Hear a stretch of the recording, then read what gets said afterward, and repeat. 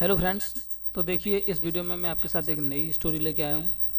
देखिए, ये एमएससी की स्टोरी है, मोरल वैल्यूज़ के लिए स्टोरी है ना। ये स्टोरी बहुत छोटी हैं आपके लिए, और मोरल वैल्यूज़ के लिए ये स्टोरी है ना। मोरल वैल्यू के ऊपर है ये, ठीक है। स्टोरीज़ हैं, ये छोटी छोटी स्टोरीज़ हैं। मेरा जो इंटेंशन है इनके थ्रू वो ये है कि आपके अंदर जो एक रीडिंग जो स्किल है आपकी, वो डेवलप हो जाए, है ना।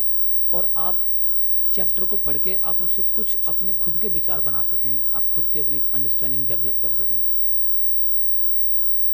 इसके लिए मैं टिप्स एंड ट्रिक्स आपके साथ शेयर कर रहा हूँ कि आपको किस किस तरीके से पढ़नी है ना।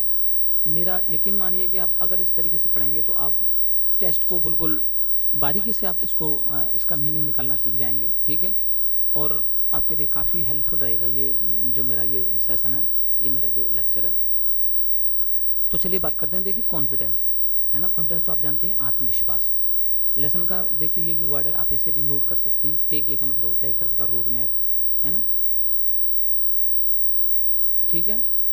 उसका मतलब तो आप देखिए, हर एक वर्ड जो है ना, हर एक जो वर्ड है स्टोरी में, कोई भी कहीं भी आप वर्ड पढ़ रहे हैं, ठीक है। अब आप कोई भी वर्ड पढ़ रहे हैं आप, है ना।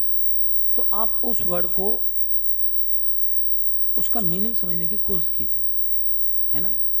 जैसे मैंने आपको बताया कि देखिए, टेक वे का मतलब रोड मैप क्या है, मतलब उसके लिए हमारे पास जो items हैं वो क्या क्या हैं पढ़ने के लिए, है ना। तो आप इस वर्ड को आप अपने डिक्शनरी में यूज़ कर लेंगे तो आप कहीं भी इस वर्ड को यूज़ कर पाएंगे, समझ रहे हैं आप।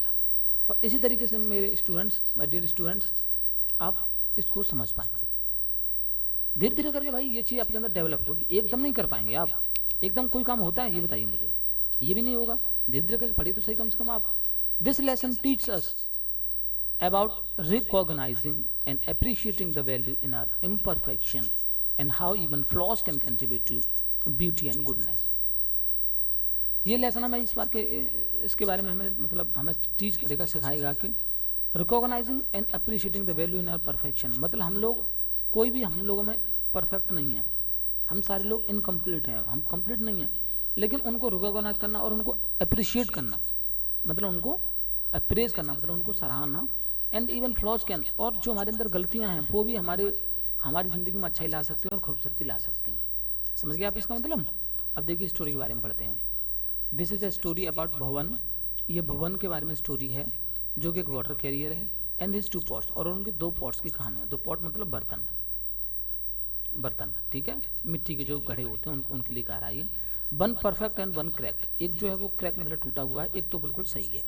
थ्रू दिस टेल, इस टेल की सहायता से, या इस टेल की मतलब इस टेल के द्वारा, we learn how the crack pots flowers turn into strength and teaching us to find the good in our imperfection. जो टूटा हुआ घड़ा है उसकी सहायता से हम कैसे देखेंगे कि वो अपनी एक स्ट्रेंथ बनाता है, उस जो उसके अंदर कमी थी उसको, और अच्छा बनता है, और उसे इम्परफेक्शन के बावजूद,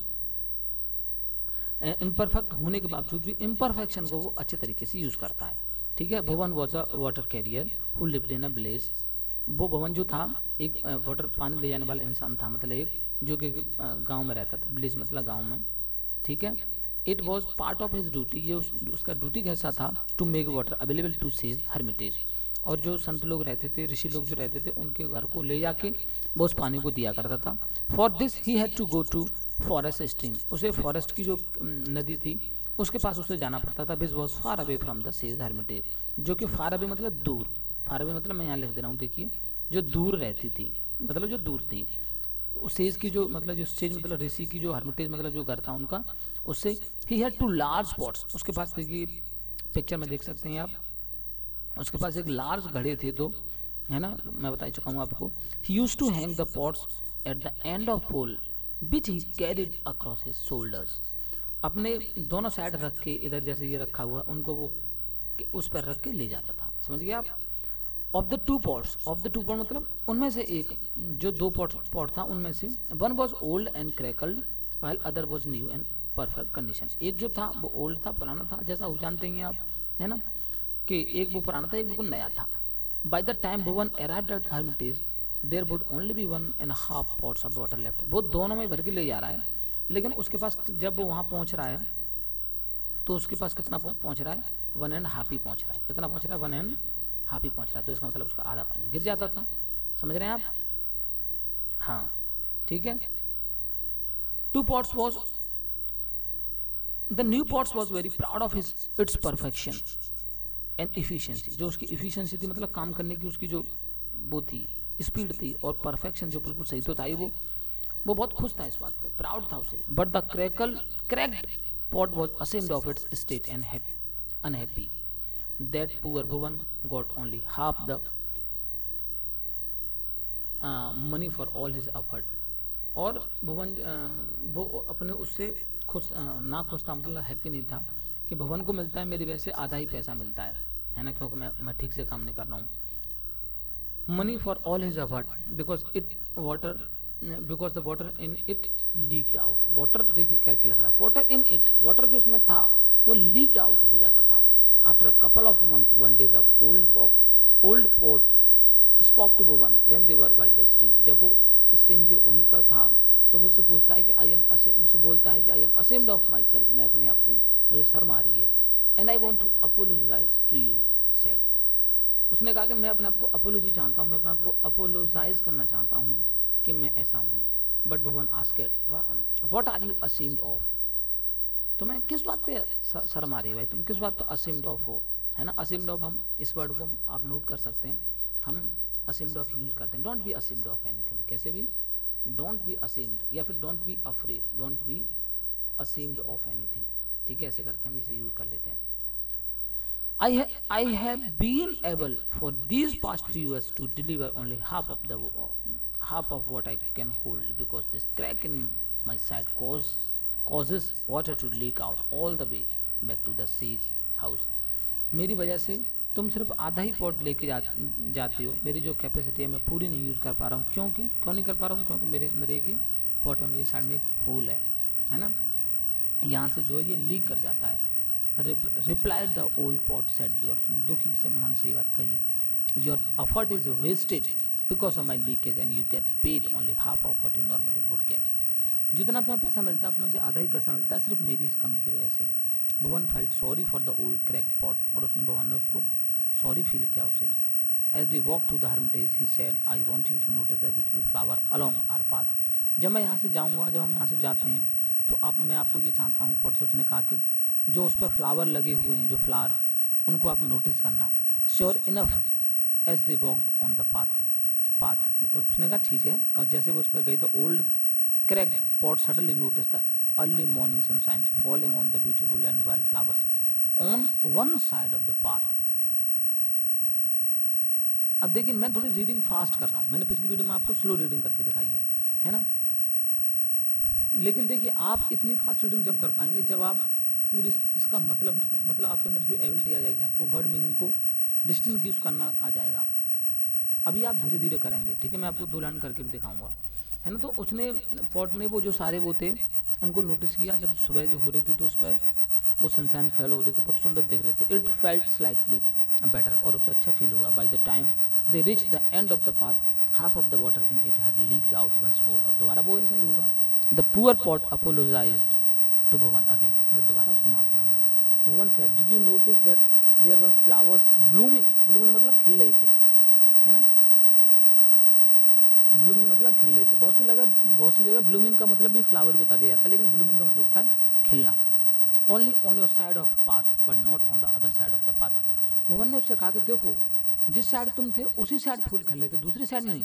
that is because I have always known about the crack you have and I took advantage of it. ये इसलिए है क्योंकि जो तुम्हारी में एक क्रैक है मुझे उसका पता है और मैंने उसका फ़ायदा उठाया है।